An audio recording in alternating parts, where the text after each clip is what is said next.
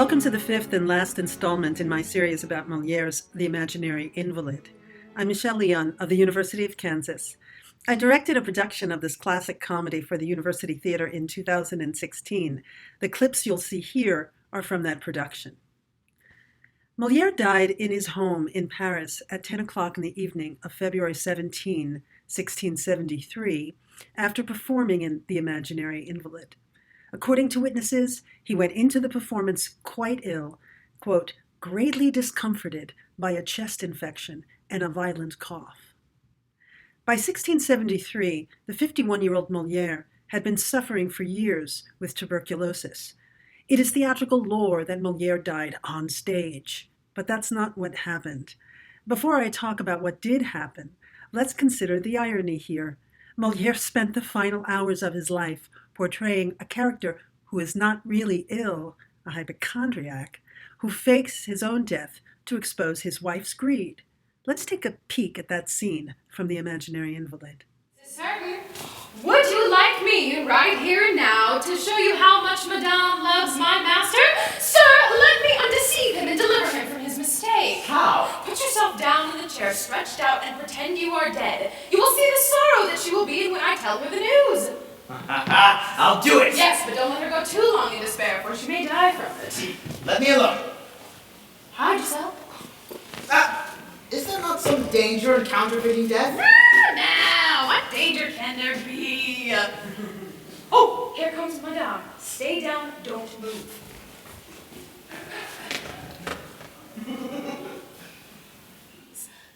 I spent the prime of my life with him, and I will take my reward. Come tonight. First of all, let's take all his keys. Hold it right there!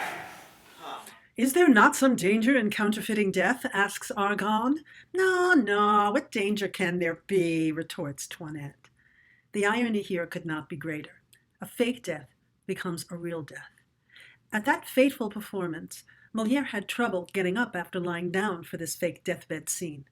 And this presaged a more serious event just 2 scenes later, in the finale of the play, that burlesque ceremony transforming Argonne into a doctor. Michel Baron, an actor who was on stage with Molière, later said, Molière performed with much difficulty. Spectators noticed that, at the beginning of pronouncing I swear during the ceremony, he had a convulsion. Apparently, another report said blood had issued from his mouth. So here it is. Molière went to the performance quite ill. After the deathbed scene, he had trouble getting up, and subsequently he suffered a pulmonary hemorrhage during the final scene of the play. Why did Molière even go to the theater that day when he was so ill? According to Baron, he and Molière's wife, Armande, seeing Molière in especially bad health, urged him not to perform. Molière protested, saying that canceling the performance was out of the question. Not only were the actors relying on him, but the livelihood of all those working for his theater depended on him. He is reported to have said, quote, there are 50 poor workers who have only their daily wage. What will they do if I don't perform? I will reproach myself for having failed to give them bread for a single day when I am entirely capable. In January 2022, we will celebrate the 400th anniversary of Molière's birth. But it is not his birth that has seized French popular imagination. It is this death, so vivid, so tragic, so ironic. Representation of Molière's death have appeared in paintings, in plays, in stories, and in film. Here's a clip from the 1978 biopic by Ariane Mnouchkine.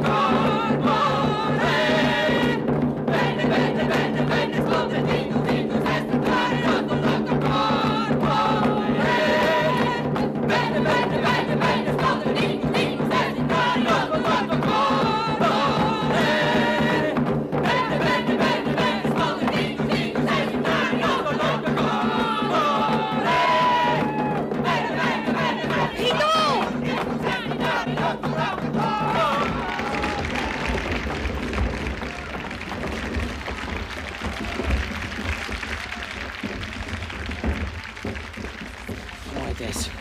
Splendide. J'ai froid. Je vais rentrer chez moi. Médecin, vite, il faut un médecin.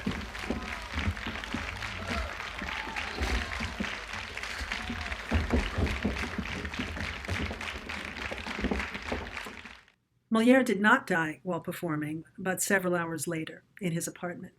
He died without last rites and without formally renouncing his profession, as the church required of those in the theater. Therefore, he was to be denied a Christian burial. His wife, Armande, petitioned King Louis XIV, and he was finally allowed burial in consecrated ground, but, quote, without ceremony, at night, and in the presence of only 2 priests. Furthermore, the Archbishop of Paris ordered, he will have no solemn service by any congregation. But the church couldn't stop all those who loved Molière, and on the night of his burial, a large crowd of devoted admirers, quote, praying with all their hearts, accompanied the bier by torchlight from Molière's apartments on the Rue Richelieu to the cemetery a short distance away. Gone, but not at all forgotten. Molière est mort, vivre Molière! For more about the actors and designers of this production, please visit kutheater.com.